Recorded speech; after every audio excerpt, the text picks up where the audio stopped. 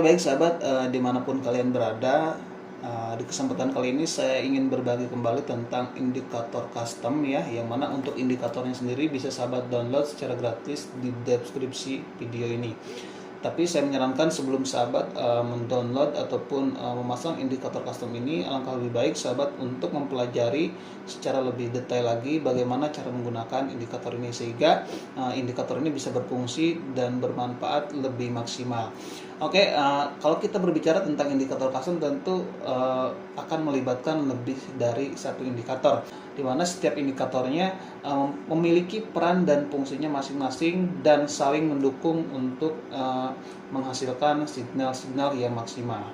Oke, di sini sahabat sudah melihat ya indikatornya, di mana ini meliputi lebih dari satu indikator. Ada arrow sahabat ya. Nah, arrow ini adalah arah panah, di mana arah panah ini difungsikan untuk menunjukkan peluang kita untuk melakukan open posisi dan memberikan kita sinyal apakah kita akan menjadi buyer ataupun menjadi seller.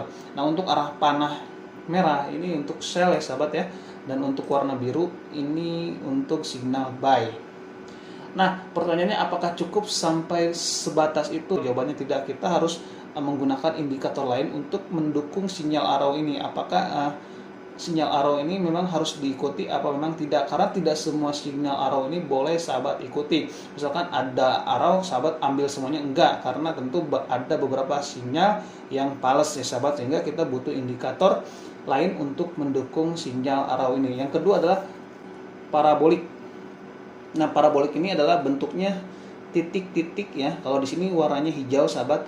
Nah, posisinya adalah ketika parabolik di atas, kemungkinan market cenderung untuk turun. Nah, kalau misalkan paraboliknya di bawah, kemungkinan market sedang up ya. Terlepas turun dan naiknya apakah sifatnya korektif ataupun koreksi sementara atau reversal. Ya, nanti itu kita lihat bagaimana kita menggunakan indikator lain, apakah parabolik itu reversal atau hanya koreksi. Nah, bagaimana kalau reversal, apa yang harus kita lakukan dan di mana kita entry, atau ketika koreksi di mana kita akan entry. Nah, selanjutnya di sini ada semacam mirip blok ya, di mana ada dua kotak. Di sini warna putih dan ada warna kotak yang agak kekuningan. Nah, fungsinya adalah untuk mengidentifikasi high dan low ataupun titik tertinggi dan terendahnya. Nah, kalau saya tandakan, nah di sini ada dua area ya, high dan low-nya ataupun titik tertinggi dan terendahnya. Nah, ini adalah area-area yang kemungkinan kita akan gunakan untuk entry posisi. Dan di sini juga ada kotak kuning, fungsinya sama. Dan selanjutnya di sini ada pivot point sahabat. Nah, pivot point ini biasanya digunakan untuk mengukur level dari support and resistance pada sebuah time frame ya. Jadi indikator pivot point ini mengidentifikasi bahwa kemungkinan harga akan di reject atau ditahan di area pivot point itu. Nah, jadi kita akan kombinasikan dari beberapa indikator ini sehingga kita punya kesimpulan apakah kita akan sell ataukah kita akan buy, atau kita tidak sell dan buy sama sekali.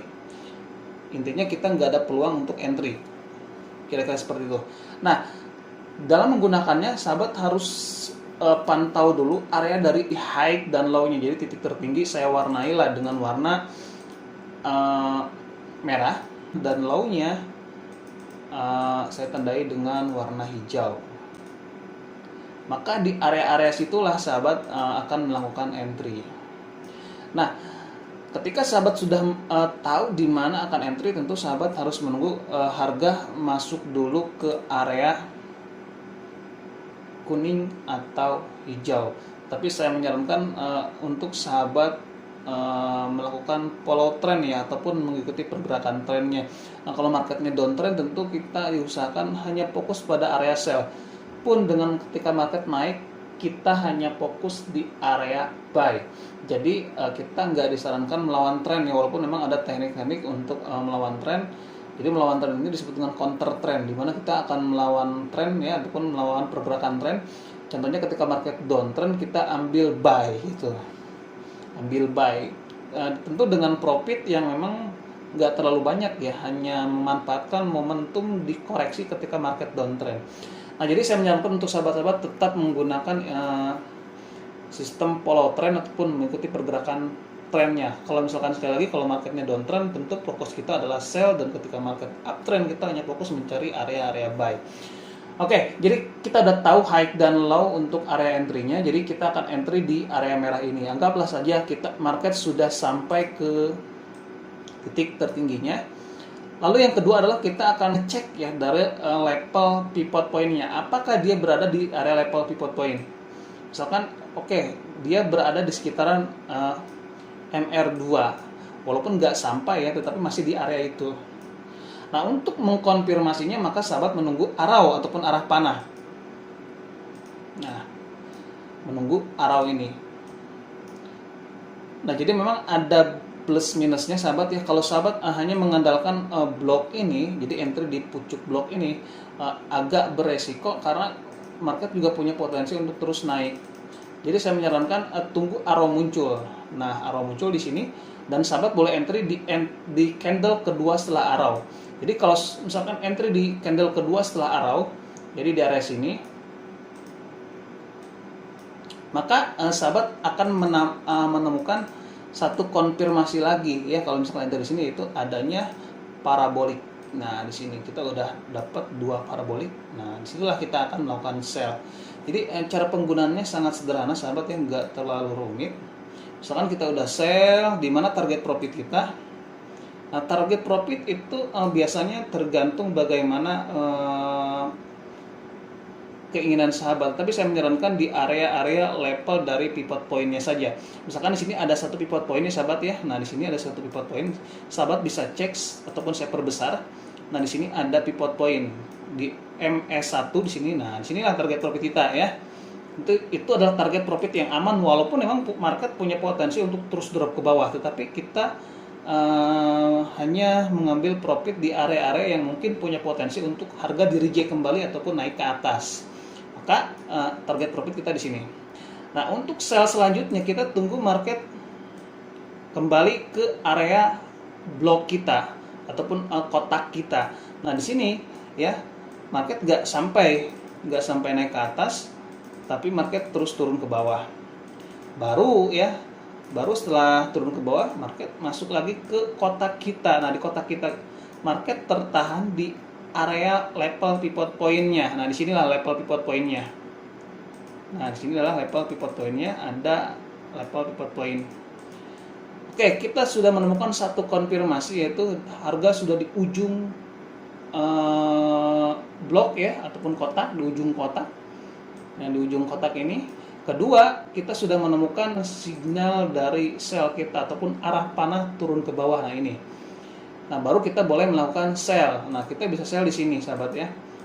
Kita boleh sell setelah parabolik muncul, ya. Misalkan ada arrow muncul, jangan dulu lah kalau saya boleh menyarankan, tapi tunggu dulu setelah arrow muncul satu parabolik minimal, baru kita boleh melakukan sell. Nah, untuk stop loss sahabat taruh saja di atas resisten ataupun di atas arrow-nya. Nah, di sini. Ini adalah area dari stop loss sahabat. Ini menjadi area stop loss. Nah, untuk target profit silahkan ya sahabat ya. Sahabat bisa mentargetkan sampai level ini ya, atau sampai level pivot point ini, atau sampai level pivot point ini. Semuanya punya potensi untuk mereject harga. Oleh karena kita posisinya sebagai follow trend, ya seharusnya nggak terlalu khawatir ya untuk mengambil resiko, mengambil level pivot point yang paling bawah. Nah, pivot point yang paling bawah adalah ini. Nggak perlu khawatir karena sahabat posisinya adalah follow trend, mengikuti pergerakan arah trend.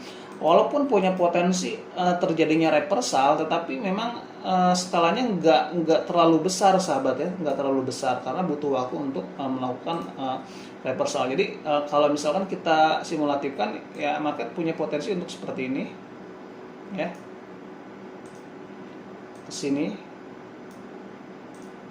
Nah, market seperti ini, kira-kira seperti itu. Jadi pertama adalah kita entry di ujung kotak ya. Yang kedua kita menunggu arrow. Kalau arrow muncul kita lihat, oke, arah arrow ini ya berada di mana? Apakah di area level pivot point? Oke, sudah. Apakah sudah berada di ujung kotak ini? Sudah. Dan setelah arrow muncul kita baru boleh entry ketika parabolik muncul, minimal itu satu parabolik ya. Sekali lagi saya menyarankan untuk sahabat melakukan follow trend ya, jangan melawan tren agar ya resikonya nggak semakin besar.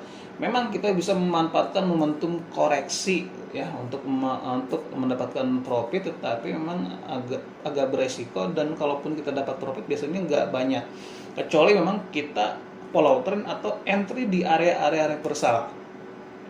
Kira-kira seperti itu. Oke, baik sahabat, mungkin itu aja tentang bagaimana cara menggunakan indikator custom ini. Tentu sifatnya kalau indikator itu hanya alat bantu ya, tidak ada kepastian dalam market. Hasilnya, akurasinya tergantung bagaimana sahabat bisa memanfaatkan indikator ini. Jadi kalau bisa bertanya, berapa akurasinya? Maka saya nggak bisa jawab, karena memang dalam sistem trading, akurasi itu tergantung bagaimana cara dia menguasai indikator itu dan bagaimana dia menggunakan indikator itu. Jadi saya nggak bisa jawab, tetapi boleh sahabat coba praktekkan apakah memang sistem trading ini sesuai dengan style trading sahabat. Oke, mungkin itu aja. Selamat belajar dan terus mencoba.